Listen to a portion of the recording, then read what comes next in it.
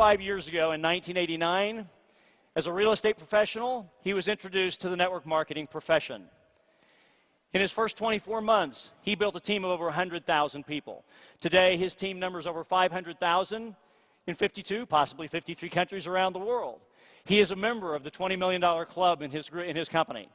But more importantly than that, he also is a part of not just building a team, but ensuring that he helps the profession grow and his company within it. He brought a technology to his company that's resulted in over $6 billion in sales for that company. To share what he learned and to give his knowledge and give his passion to others, he has developed audio and video series that have sold literally millions of units over the years. So ladies and gentlemen, since you've practiced it and instilled it in your blood, change your state, get to your feet. Let's give a GoPro welcome and let's show him how we love him. Please bring to the stage your first mentor of the weekend, Mr. Nathan Ricks.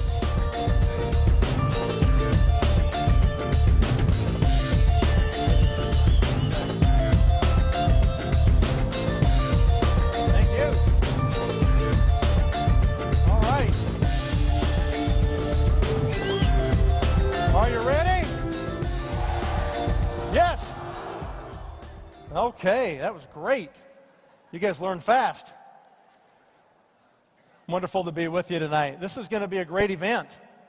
I'm actually flying out tonight after I'm done, and I saw that lineup of speakers. I thought I probably ought to stay. I could learn something here, I'm sure. All these great leaders that are here with you. Anyway, I've never done this before, where I have spoken to an industry group outside of my company.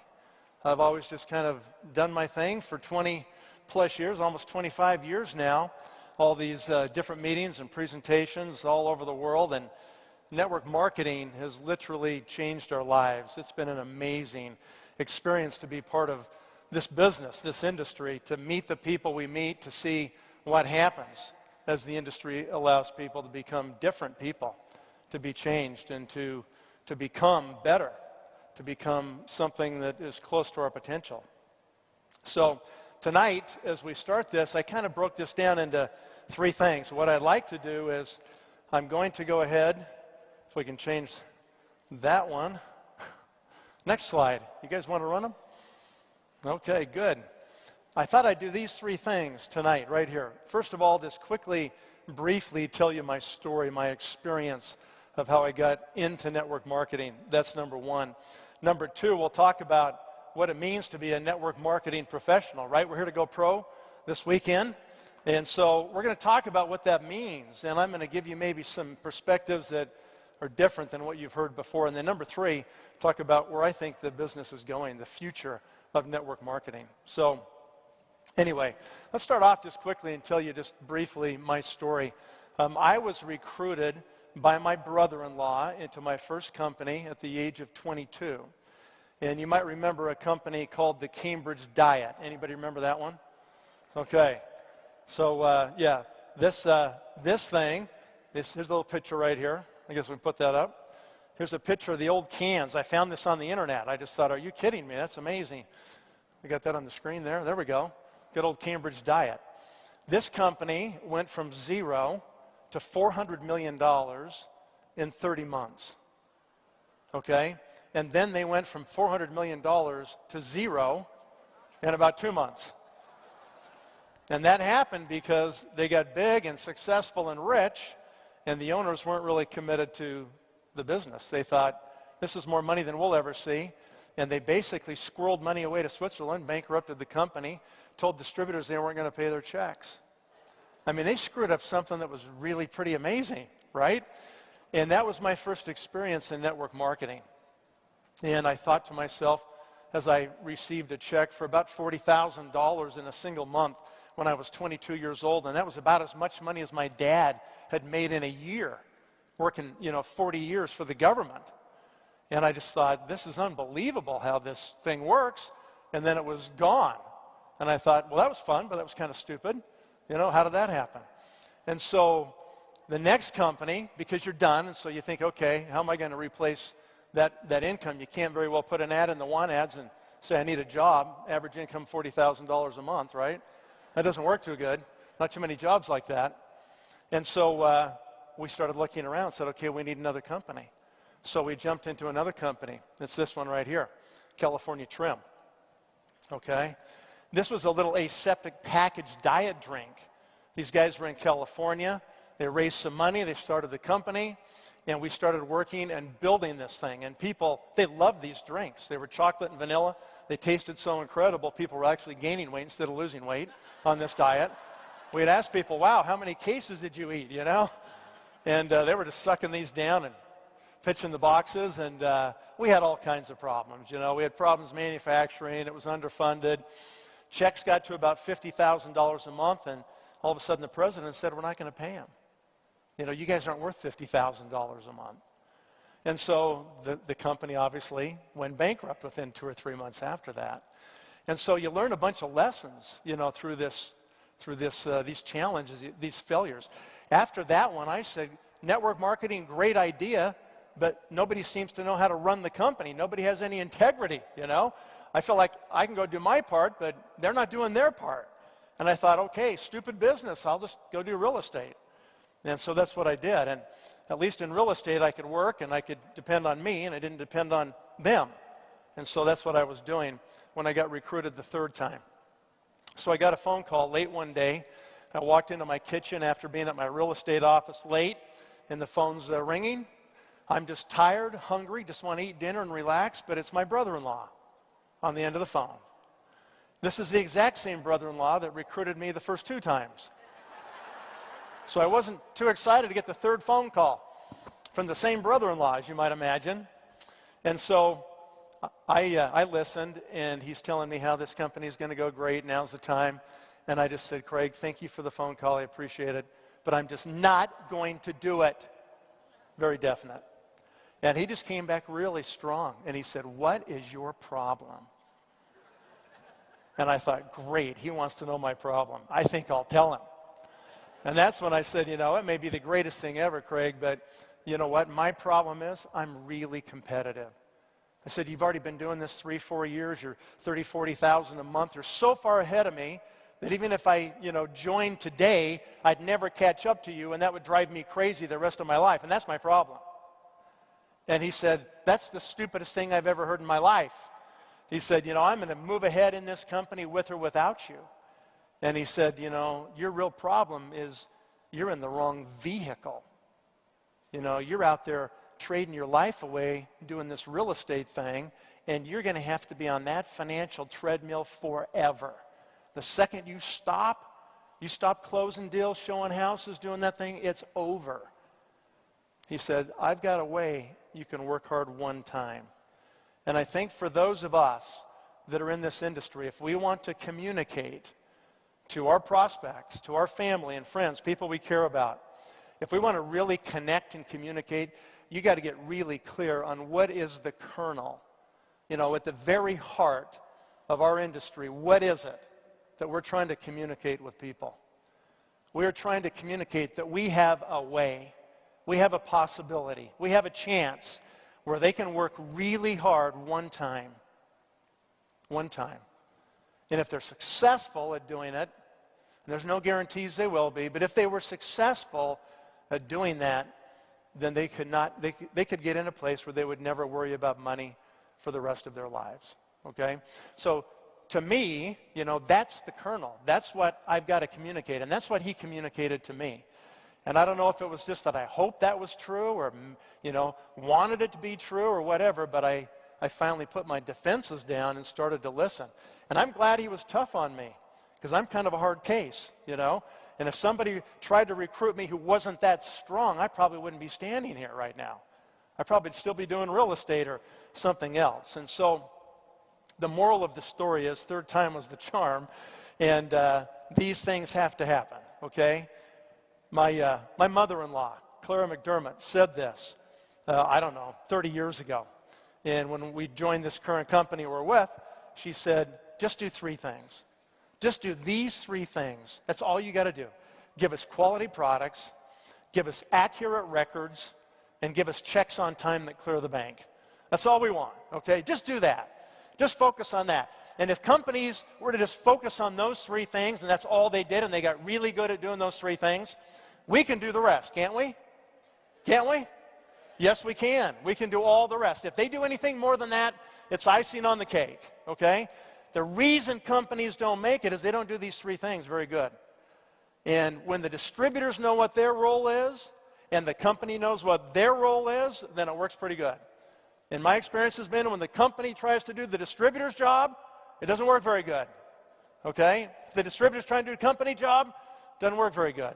So if we can just get those three things in the minds of the companies that we're investing our time with, then it's going to be a fantastic thing. So let's go to number 2. What does it mean to be a network marketing professional? You know, that's what this organization's all about. I mean, I take my hat off to Eric for kind of pulling people together and saying, hey, the industry is in a place where it's maturing, and it's time that we pull people together. We learn from each other. And let's give Eric a big hand. This is a big job. Put this all together. Thank you, Eric. What it means to me when I think about a network marketing professional, I think about these particular, principles, okay? I think about honesty. I think about integrity. I think about accountability. I think about real commitment. And I think about being a finisher. Those are the things that I think about when I think about being a network marketing professional. I think back 25 years ago, almost 30 years ago now, when I was recruited into that first company. It was a little bit of kind of a shyster industry, a little bit of the dripping with gold, people with their shirts unbuttoned down to their navels and gold chains, and every finger had a ring, and it was just a little slippery.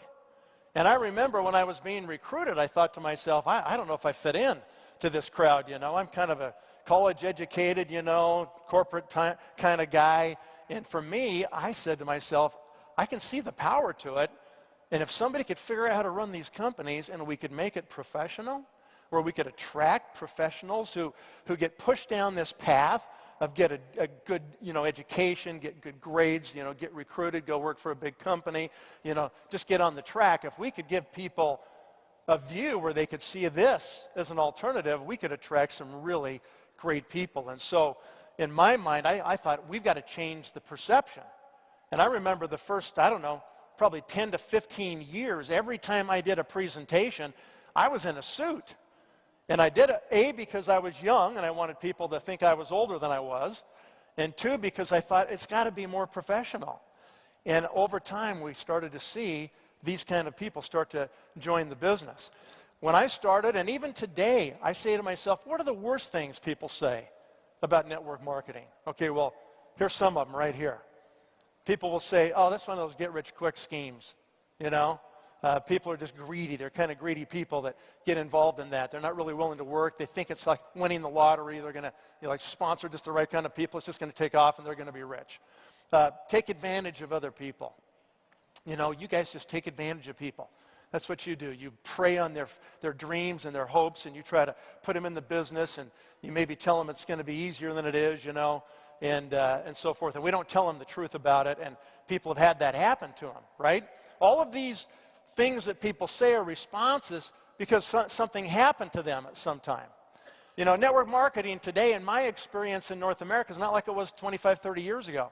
Today, most people have been approached by a company, or they've been in 2 or 3 or 4 companies. And so it's not like it's just this new thing. They've had some kind of experience with it. Unfortunately, many times that experience hasn't been really good. It hasn't been great at all in some cases. And so they have these concerns. Number 3, put them back up there. These are flaky people. They just don't stick with it. They've been called enough that they expect that you're going to be gone in 2 weeks, just like everybody else who's called them about whatever it was. And so they don't see you sticking around and being consistent, right?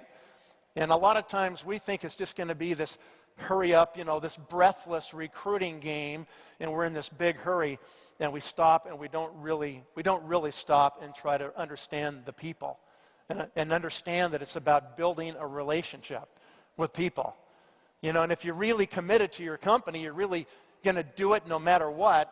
It doesn't matter if they say yes or no, because they may say yes in 6 months, and you may call them 6 months after that, or 6 months after that, and 6 months after that. Some of the best people that I've recruited took me 5 years. 5 years. Making a friendship, putting people in my world and around me and doing things with me and with their families and getting to the place where they really trusted me. I recruited one guy named Lon Wardrop. It took me 5 years, and I've made over $10 million from that one organization in the last 10 years, right? Was that worth it? Was it worth it 5 years? And what if he would have told me no and I was offended and said, phew, scratch that name off? That would have been a big mistake, right? Overpriced products, that's another thing. You know, you guys just sell products that are overpriced. I can find something else that, you know, similar and it's a lot less money and I can buy it down at the store, and you guys have to do that so you can pay all those multi-level commissions. You ever heard that one before? Yeah, we hear that all the time, don't we? And that happens because some companies sell products that don't have any real value. You know, there's nothing really about them that delivers any real value. There's no real reason for them to exist in the market. You have to have a reason to exist in the market. It's a big world out there. People are smart, you know, they're informed, the internet's out there. And so you have to have real value when you do that. And the list could go on and on. Everybody here, you guys are all professionals in this, so you could put up another 15 or 20 of these things. Well, wouldn't it be great if people said something like this? Okay? Yes. If they would say to you, I wish I had done something like this earlier in my career. I've had a lot of people say that to me. You know, I can see what you've done now, Nathan, but I'm old, you know. I mean, I'm probably too old to do this now. I wish I would have done that, you know, 10 years ago, 15 years ago, right? Yeah. Anybody who could come and live my life, I promise you they would say, wow, I wish I would have done what you did. I promise you, right?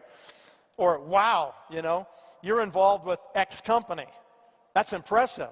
How would that be if the day comes when network marketing companies are big, powerful, successful, and people know the companies by name just like they would know Apple or Procter & Gamble or any other, and they would say, wow, you're a top leader in that company?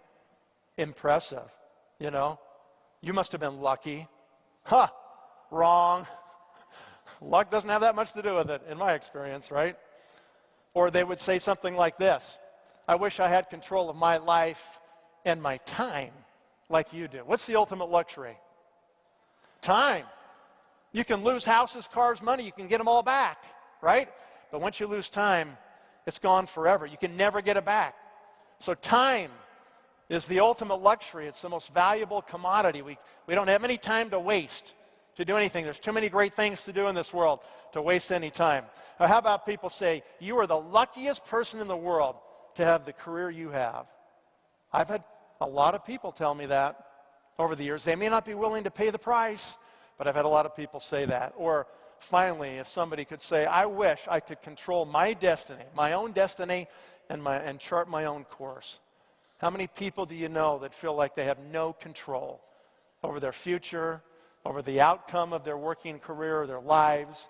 You know, the world is full of people that have this hidden stress, and yet they don't know what else to do, and they don't know what else is better out there or how they would do it. So, if we're going to change the network marketing paradigm, it requires us to change. Okay, you may think, you know, companies drive this industry. Nope, the time is now here when network marketing leaders drive the industry. It's up to us to set the pace. It's up to us to make things different, okay? And so, this weekend while you're here, think about that. You know, the bad actors in this industry will be gone because people are getting more educated. They're getting wiser to what has to happen to make these companies work, okay? And you can vote with your feet. You can leave, right? You can go to the companies that are really committed to make this industry what it really can be, because it can be something dramatically bigger and better than it is right now. And so my question, I think, for all of us, and I include myself in these comments tonight, I'm just going to speak from my heart, okay? It's all I know how to do, and I'm just going to apologize in advance if I offend anybody. I'm going to be fairly direct as I go through this, and I'm speaking to me as much as I'm speaking to you. I am by no means any perfect person, okay? But I'm trying to be better all the time, and I think that's incumbent upon all of us. Eric stood on the stage a moment ago, and he said, I feel a big responsibility to put this together. I feel the same responsibility tonight. I mean, there's thousands of hours of time sitting in this room. You've come here to learn something of value this weekend. I want you to know I feel that pressure.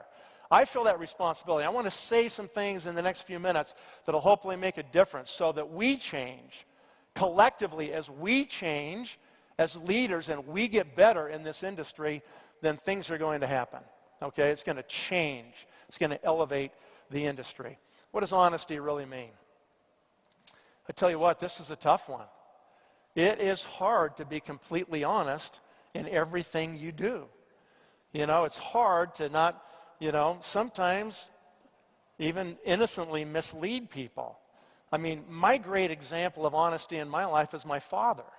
And my father worked for the county government in our city. And he had a county car. And the county paid the gas for that car and the mileage, right? And I remember, even with my mother, she would say, I need to go downtown close to where you're going, I'll just ride with you. And he would get to a point where in his mind, he would say, this is as far as I can justify driving. I'm going to need to turn this corner, and I'm going to need you to walk those last 2 blocks because I can't spend their money. Now, that may seem really extreme to most of you in the room. It seems extreme to me, okay? I think I'd drop my wife off on the corner and pay a little money or something. But he was always like that. He was this incredible example of 100% honesty. And so that is something that if you're going to build relationships in this business, then you have to be completely honest. You cannot lie, okay? Write this down. The truth is always good enough. It's always good enough, okay? You don't have to lie about your company, about the sales, about your bonus check. You don't have to lie about anything. Because if you're going to develop a relationship with people where they're going to give you their time, that's what we're asking for, isn't it? When we go out and recruit people, we're not asking them to buy a product. That's easy. People can say, well, you're just asking for my money then. You're just selling me a product. We're asking them for their time. It's a much more significant commitment than just asking people for money. We're saying, come lock arms with me and let's go build something. And it's not going to happen overnight. It's going to take us years to really build something substantial. And so we have to be honest. The truth is always good enough. How about integrity? What does it mean to have, complete integrity? It means that your public life and your private life are congruent. They're not these compartmentalized things. We don't act one way in front of the audience, and then we act another way in private. Okay? If you're doing that and you've got this bifurcated life, then that's eventually going to show up someplace. And that becomes this chink in your armor that people start to notice that. Okay? And I'm not saying you got to be perfect. Nobody's perfect, okay? We all make mistakes. Everybody does. I've made plenty in my life. I'll make more, I'm sure. But what we do is we try to bring the private and our public lives into congruity. And if we can do that and we bring those together, then we are who we are. What you see is what you get. And it's good enough, right? Because then you're real. Then people can really know you. Then they can have a relationship with you. Then they can trust you because they know who you really are, okay? Integrity is what happens when nobody's looking or we think nobody will ever find out, okay? What happens in Vegas definitely does not stay in Vegas, okay? I mean, anonymity, if you think it's going to be hidden or something like that, that's fine. It doesn't matter because you know. You know what happened. If nobody else knows, you know, okay? And so that starts to erode your integrity. And what you want to do is have integrity. Decide the principles that you're going to live your life by and then do it. And that's the key to it. Okay, accountability. People all the time try to blame other people for their failures, okay? When you accept full responsibility for your own failures, then you'll start to make progress. That's called accountability. We're accountable to each other, to our downlines, to our uplines. We're accountable to our spouses, to our children, to our parents, to our siblings. We're accountable to all the people in our lives for the things that they expect us to do or things that we've said we'll do. And so accountability becomes critical. In my book, these three: honesty, integrity, accountability. And I expect that of the company. You know, I expect the company of all. They've got to exhibit those things. And if they do, then we have a real foundation that we can actually build something on. And if we don't have that, then we really can't. Commitment. You know, we talk about being committed to things. And I'm not sure we understand what that actually means. And I'm going to come back to that in just a moment. We'll talk about being a finisher in just a moment too. Let's go ahead and talk about personal development for just a moment. So we're all in the game of personal development. I think network marketing is the greatest, human development laboratory known to man. Because in network marketing, we go out and we put ourselves on the line every day. When we're out there in the trenches, we're recruiting, we're actually doing, the day-to-day of this business. I mean, that's where the rubber meets the road, right? I mean, that's it. And that's what everybody in our teams and what we have to do is be recruiting all the time, talking to new people all the time. That's our business. Anything else we're doing, we're not really doing the business. And so we've got to be focused on talking to new people. That's our thing that we've got to do. When we do that, we change, we grow, we hold ourselves accountable, okay? We get better at prospecting. We get better at our confidence. Our confidence level goes up. We start to believe. We exercise more faith in the outcomes that we're seeking for ourselves and for the people we're recruiting. We change. We discipline ourselves. We focus. We become better, okay? So to say I'm going to develop myself personally without any morality attached to it, if our personal and private lives are incongruent, that's an oxymoron. It's not going to happen, okay? Honesty, integrity, accountability, having this foundation in our lives is the base we can build off of, or we can change. We can become better, okay? We can become the examples that we need to become. To think otherwise is fooling yourself. All of your happiness in your life, all of the real accomplishments in your life will be based on that kind of a foundation. Anything else is frivolous. I mean, those are the parts of network marketing that I detest. I can't stand the get-rich-quick garbage. I can't stand all the partying that goes on. I can't stand all the baloney that takes place. That stuff, to me, those kinds of people, they will not last. I've seen them come and go. So many, thousands, okay? I'm looking for people that want to really become great people, that want to build on a solid foundation, that want to go out there and be an example for their teams, build real businesses that can change their lives forever, okay? And that's the responsibility we hold, okay? That's what has to happen. We have to check our ego at the door and always focus on them, not on us. A great person I know, the founder of our company, said this. He says it every time he speaks. Don't sponsor unpleasant people. Don't sponsor dishonest people. We don't need them. Let them go someplace else, right? This is a business you get to pick who you want to work with. When you work at a company, they tell you who to work with. But here, you get to pick. So don't sponsor dishonest people, right? Sponsor people that have this basis, this character, this integrity, this foundation that you can build on. And then something great will happen there. Okay. Let's do the next one. Okay. So I think we got a little messed up there on the slides, but let's do this. What is a network marketing pro? A network marketing pro will always act with integrity. Okay? A network marketing pro, yes. A network marketing pro will not lie. The truth is good enough. A network marketing pro will not fake it till they make it. How do you have a relationship of trust with anybody who's trying to fake it till they make it? You don't need to do that. People don't believe that stuff anyway.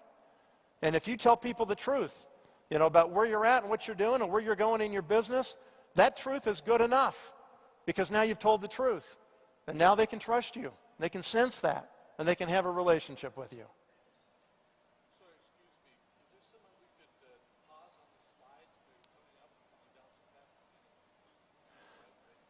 I'm sorry, you can't catch the slides? Oh, the slides move too fast. Okay, so backstage, folks, what they want you to do is leave the slides on the screen. It seems like you're cutting back to the camera so quick that people aren't able to take the notes. Is that what you're saying? Okay, very good. Thank you for the feedback. All right. All right, a network marketing pro will match energy for energy with their downline. What does that mean? When somebody commits to give you their time, I mean, they're putting their life in your hands, basically. What they have is the time of their life, right? That's their most valuable commodity, is their time in their life. You owe it to them to be there, to support, you know. When I sponsor somebody, I say this to them. I say, look, this is your business. It's not my business, okay? It's your business. I cannot do this for you. I will not build this for you, okay? Don't ever get in that trap where I hear people say it all the time. Just give me your leads. I'll call them. I'll build it for you. That is the biggest bunch of baloney, okay? You don't have time to do that. You will never develop leaders. You'll never develop a network. You'll never grow anything of any real value. They've got to do it, okay? They've got to step up. I cannot do it for you. I will help you do it. I will guide you. I will be there. I'll match you energy for energy. You press on the gas pedal, I'll press on the gas pedal. You let off the gas pedal, I'm going to let off the gas pedal because I have to.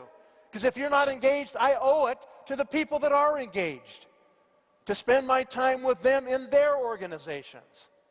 Okay? And so you've got to be there to match energy for energy with these people. A network marketing pro will lead by example. Okay? What does that mean? An example in all things, especially honesty, integrity, and accountability. You've got to set that pace, right? A true network marketing pro will set the pace for their teams. You will not ask your team to do more than you're willing to do yourself. You'll make more calls than they make. You'll do more three-ways than they do. You do more webinars than they do. You do more meetings than they do. You'll travel more miles than they'll travel. You set the pace, and then they are inspired, right? Because they watch what you're doing and how you're doing it. A true network marketing pro will always put the needs of the team before their own. How many times have you been there and you just think, I can't do one more call? I am so burned out. I cannot do one more call today. And you see who it is. It's ringing on your screen of your phone. And you know you have to pick it up. Okay? They need that right now. They've got somebody on the phone right now, and you got to talk to them right now, okay? And a true network marketing pro will always paint the vision for the future. They're always putting the future out in front of their people, right? Just keep pressing forward. Keep being that beacon for people. You know, when people lose hope is when they start to give up. And you've got to be that person that shows them that it can be done and that the hope can pay off. Remember, where there is no vision, the people perish, right? They do. Never a truer statement for our industry of network marketing. You've got to paint the vision all the time about where we're going, what we're going to accomplish, and what's going to happen. Okay, let's talk for just a moment about inward versus outward, okay? What does this mean? Why are you in this business? Are you doing this so you can be rich and you can make money and you can have control of your life and your time and freedom and all those things? Is that why you're doing it? I have to admit, when I first started, I thought if I could make $10,000 a month, you know, that would be pretty good. But as you start to get into the business, you very quickly figure out this is not about you. It's about them. It's about your team, right? That's what it's about. And anytime we start to get inward focused is when we start to get the discouragement. It's when we start to slow down in our growth. If you ever start to feel like, oh, I don't know if I want to call these people, I'm afraid to call them because I'm going to get, you know, told no, perhaps. Now you're starting to make yourself the issue. This isn't about you, okay? It's about them. Anytime we start to get inward focused and we start to have kind of those selfish feelings, and I'm going to tell you, it's a selfish feeling for you to feel rejection. For you to sit there and be afraid of rejection is selfish on your part because it's not about you.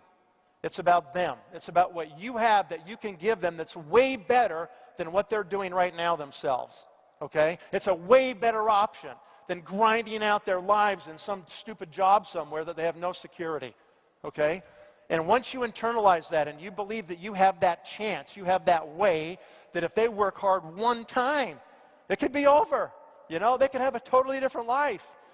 And as you internalize that, then what happens is you realize it's about them. It's not about you getting told no and feeling bad. Oh, they told me no, and you go suck your thumb and curl up in the fetal position, you know. It's not about that, is it? No, it's not about you. Remember, you are not the opportunity. You're just the messenger. That's all you are, You're just the messenger of the opportunity. You are not the opportunity. Your company's the opportunity. You're the messenger, okay? And your job is to go out and find people that are at 12 o'clock. They're ready, right? They're going to hear it. They're going to understand it because they're ready. They're open. They're looking, and they're going to do something. And somebody's going to find them because they're looking. They're open, and they're going to do something. So anytime you think that, when people start to say, I'm afraid to tell people what my check is, I'm afraid I call this person, they're going to say, so, well, if that's that great, how much you making? You know, what's your check if it's that good? And people get really afraid of that kind of question. You know, like, what do I say? And that's where they lie. That's where they blow it. You don't have to lie. You can say, I have set my goals, and I'm right on track. I actually made money my first month, or I made money my second month, which usually doesn't happen in new businesses for years, okay? I made money my first or second month. I've set my goals, I'm on track, and I'm excited about where I'm going. I'm making progress, okay? That's it. That's all you have to say, okay? And you just say, I'm just going to keep going. I'm just going to keep doing it, okay? There's plenty of proof that it works, all right? Plenty of proof. Whether you actually pull it off yourself or not is not the issue, okay? There's plenty of proof that network marketing works. Whether you can do it or not, I don't know. I don't know if you can pull it off or not. I don't know if you're disciplined enough, you're willing to talk to enough people and do all the things you need to do to make it happen, okay? I don't know if you can do that, but I know that it works. I know it works, okay? And so it's just a matter of plugging in and being consistent, making sure you got a company that's going to go the distance, and you just do it, okay? So think about that. Here's another one to think about. It's faith versus fear. I don't know how you describe this otherwise, but for me, this business is all about having faith. You got to believe in the future, that the future is going to be better than it is today. And if you understand that you cannot have faith and fear in your body at the same time, those two are mutually exclusive. They cannot coexist in your body at the same time. Either you've got faith and you're looking forward and you're outward focused, or you've got fear and you're inward focused and you're concerned about you and your feelings and if you're going to be, rejected, hurt, or not accepted or listened to or whatever it is, okay? So I just remember when I started my business, I had 3 little girls under the age of 5. I just bought a new house. I had a new house payment. And I didn't have very much money in the bank. I had $30,000 in the bank. I needed $5,000 a month to pay my bills. I stopped my real estate business cold turkey, jumped into my network marketing company, and I had 6 months of money. 6 months to make more than $5,000, or I was BK. I was going to go bankrupt, right? So I had to do it. And I remember digging in, and I remember when I would kneel down at night, say my prayers before I go to bed, I would plead with Heavenly Father. I would say, please help me to find the right people. I got to feed these kids, Please help me to find the people that will understand what I'm saying. Help me to say the right words.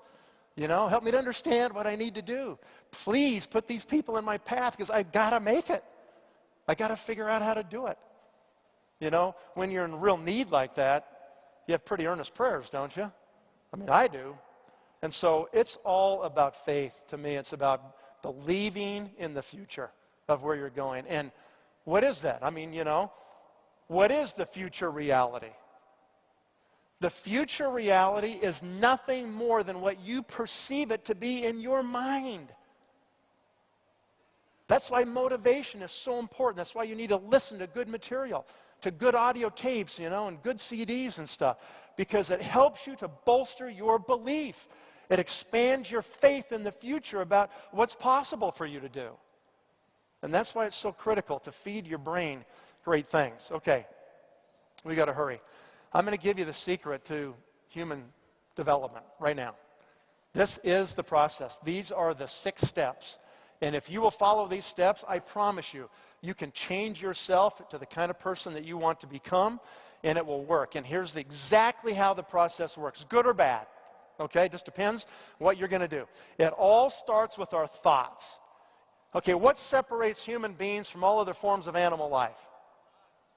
We have the ability to reason, to think, to create the future in our mind before it exists in reality. That's how every great thing is created. Somebody conceives of something that no one else has thought of or conceived of in a particular way, and all of a sudden they have this driving focus to accomplish, to create reality out of that vision that they had about the future. So Most human beings I know squander this in a huge way. This is the one thing you have that no other form of life has, right? And yet, do we sit and even think? It all starts with our thoughts. What are we thinking about every day? Okay? So, your thoughts will lead to words. Okay? If you think something enough, you will eventually verbalize it. You'll say the words. That's what you'll do. And when you say the words enough times, then guess what happens? Eventually you'll act. You'll take action on those words. So you think it, and then you will say it, you'll speak it, and then you will do it. You'll start to take action on it, okay? And when you take action consistently, then what does that become? That becomes a habit, all right? Actions repeated over and over again form themselves into the habits of our lives. And when you repeat these habits, if they are good or bad, they will create your character. This is how people create character, okay? And character fixes your destiny. That's what happens, okay? Do you believe that?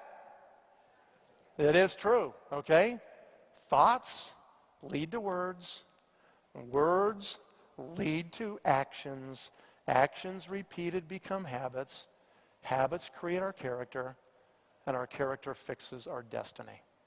Okay, what are you going to be remembered for? When it's all done and they come to your funeral, what are people going to say about you?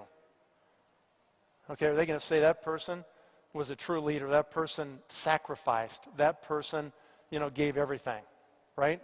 They always thought of everybody else before themselves. They served their team. They were a true servant. Okay, that's what it takes. You want to be a great leader in this business? You better be a great servant. You got to be willing to do all those things that other people aren't willing to do. Thoughts and actions either build us up or they destroy us.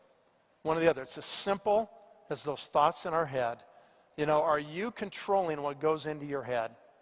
Are you on purpose feeding your mind great things every day? Okay, now I'll speak to mostly the men in the room, but some women have this problem, and that's pornography. And I'm just going to tell you, if you are doing that, you got to figure out how to stop it. And if you're addicted, fix it, okay? Because it will destroy you, I promise you, okay?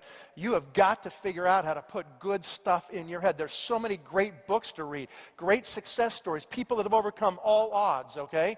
Start pumping this stuff into your head. Get inspired. Start to think higher thoughts and better thoughts about these things, right? What is it about habits? Either the best of servants or the worst of masters. It is true. It's one or the other. And it all starts with those thoughts, those words, those actions. They become habits. They can be your best servants. You get the right habits going, and it's almost effortless. You do the right things by habit. You get the wrong ones going, watch out. Really, really tough. Okay, let's finish off commitment really quick here. We're going to run out of time. All right, let's talk about ham and eggs for breakfast. So what does that have to do with commitment? Well, it's simple, right? The chicken's involved, but the pig is committed. You got that one? That's kind of a slow joke. You have to think about that. Yeah. Are you really committed? Are you prepared to give it all? To really do that, okay? How about the hokey pokey? We all know that little song, don't we? You got 1 foot in and 1 foot out and 1 foot in and shake it all about, doing the hokey pokey. That's what people do in our business. They got 1 foot in, 1 foot out. Maybe I'll do it. Maybe I won't. They're playing the hokey pokey, man. Stop that. Jump in with both feet, right? Get going. Get serious about it. How about protection that cheats? What does that mean?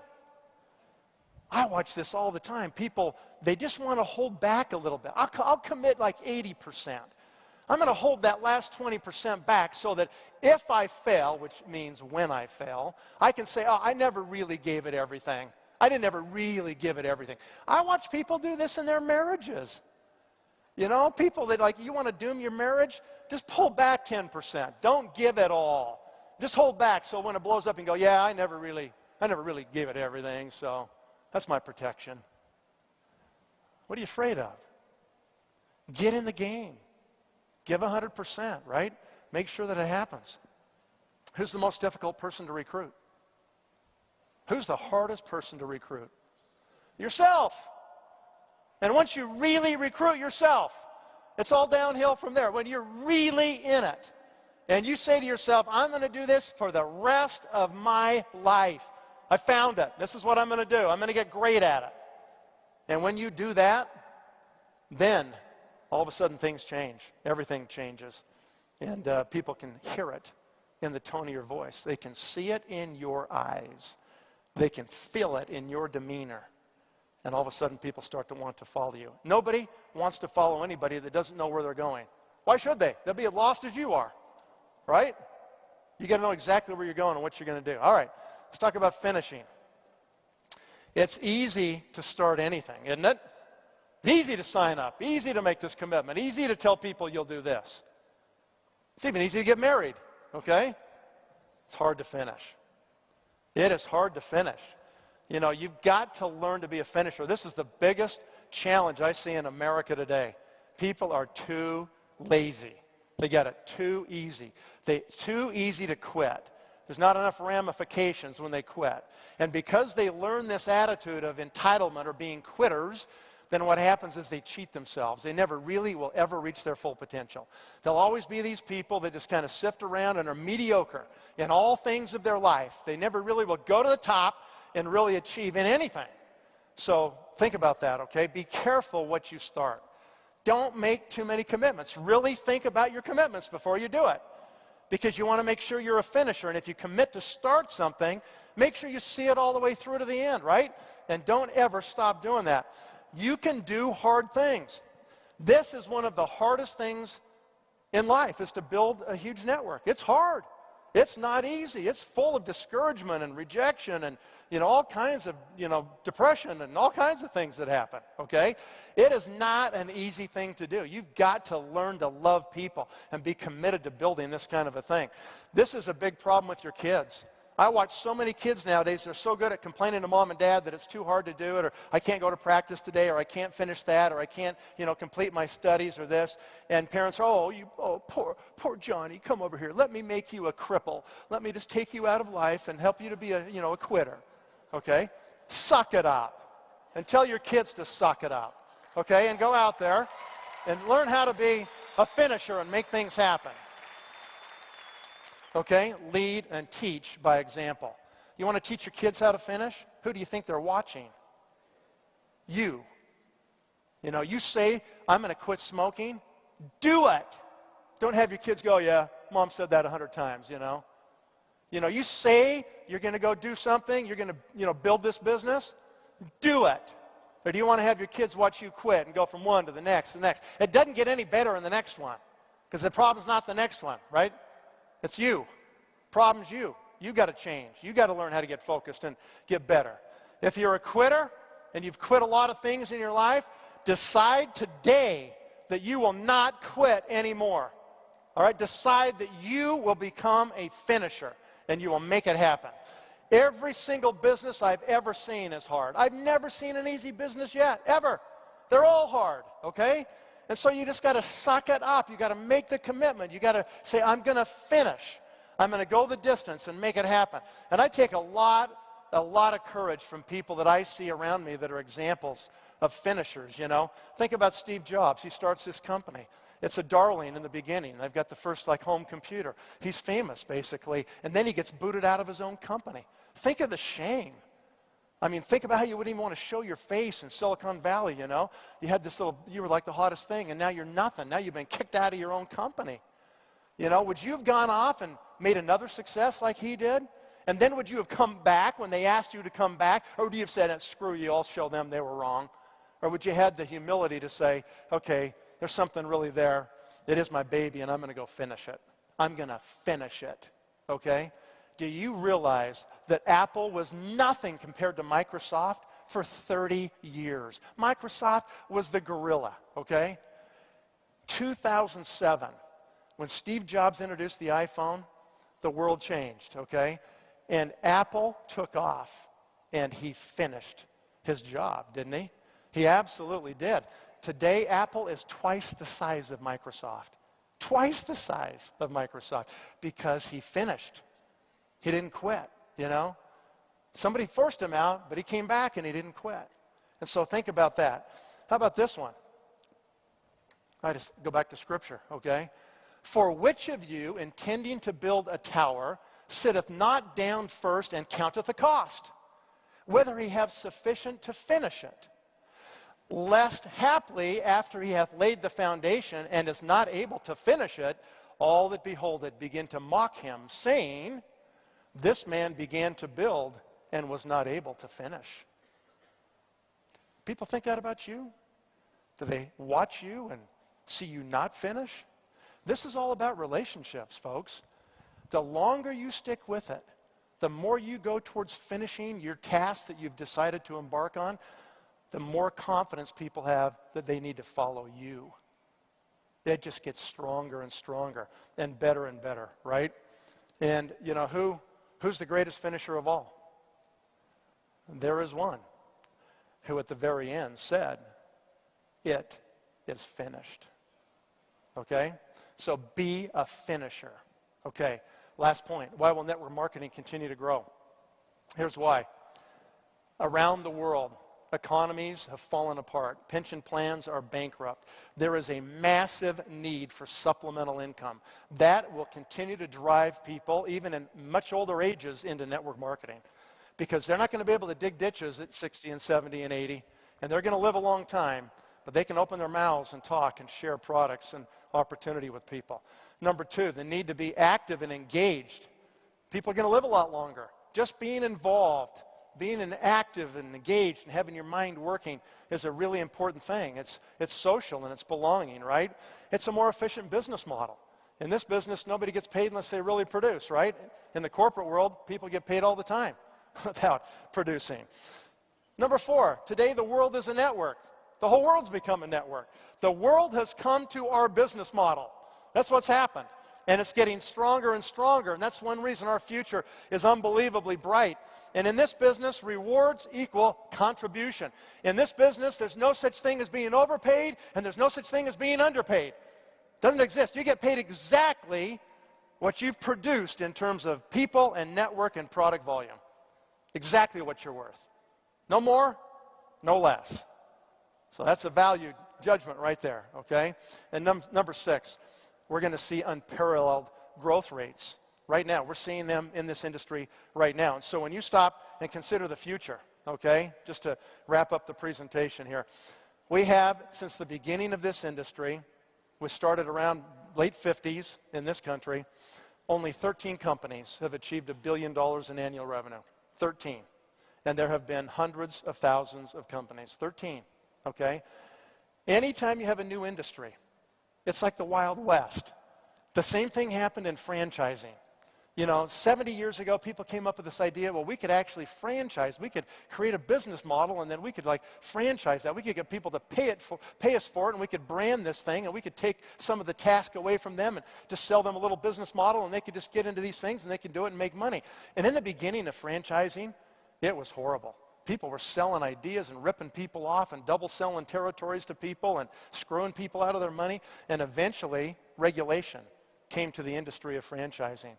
And then we had the monsters born, you know, Subway and McDonald's and all these companies. And franchising is looked on as a completely legitimate industry. It has created lots of millionaires. It's a tremendous new way to distribute product, okay? That same thing, that process is happening with network marketing. The crazy, stupid, Wild West days are going away. And we're seeing companies that have professional management, that understand the power of these business models, that are emerging right now. And we're on the cusp of really changing this whole industry as it matures. That's where we come in as leaders, where we vote with our feet. We make sure that we hold people accountable that run these companies. We make sure that this industry doesn't get tarnished by a few that are bad, the bad apples. And we make sure that it can reach its real potential, because it can be way better. It's more efficient than any other kind of business model. And because it's more efficient, it can actually become better and bigger. It should become bigger and better. We're just beginning to hit our power band in this industry. This industry really is just coming out of its infancy right now. People have really figured out what the models are and how to do it and how to be consumer protective and how to make sure that people see a different view We changed the paradigm of network marketing. The old business models are fading. They don't work anymore, and people know it. Technology is massively on our side in a huge way, like no one could ever have imagined it would be like this. I couldn't imagine when I started doing this 30 years ago that it would be like this, that I could talk to anybody, any place, anytime in the world for free, for as long as I wanted. That didn't exist before when I started in this business. And because of this, the companies now that are the biggest companies, you know, are 12, 13 billion. Those are big companies. But they're really not very big compared to the Apples, you know, and the Microsofts and the Procter & Gambles and the Coca-Colas of the world. We're talking $100 billion companies that have, you know, had a business model they've been working on for 150 years in many cases, right? This business model is relatively new, but it's maturing. And that's why I really believe we're going to see in the future $20 billion companies, $30 billion companies, $40 billion companies in this industry. And if you're lucky enough to learn this industry and be part of it, then your future is going to change. But most importantly, you will affect the lives of literally millions of people in the process of doing that. And it all depends on us. So be a network marketing pro. Thank you very much. Good night.